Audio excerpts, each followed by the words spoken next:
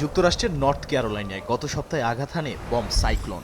রালেই ডারহামের রাস্তা, লেকের কিছু অংশ পুরোপুরি জমে যায় এতে। তুষার পরিষ্কার করে কর্তৃপক্ষ।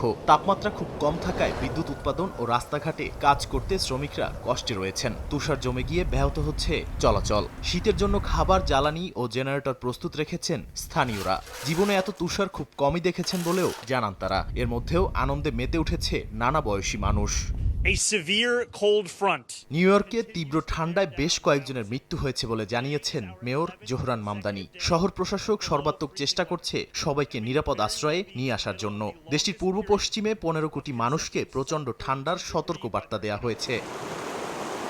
এদিকে তুরস্কের ইস্তাম্বুলের সেরিয়ের এলাকায় একটি ১০০ মিটার লম্বা কার্গো জাহাজ রাজুক সমুদ্রঝড়ে ভেঙে পড়ে। উদ্ধার ও সহায়তার জন্য পাঠানো হয় তুরস্কের উপকূলীয় নিরাপত্তা দল।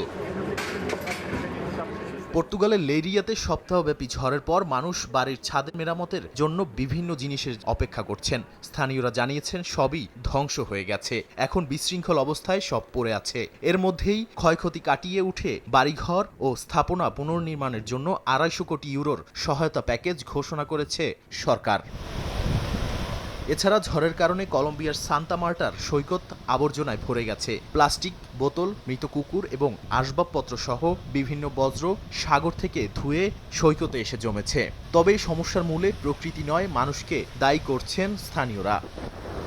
নাদিম মারজান, সময় সংবাদ।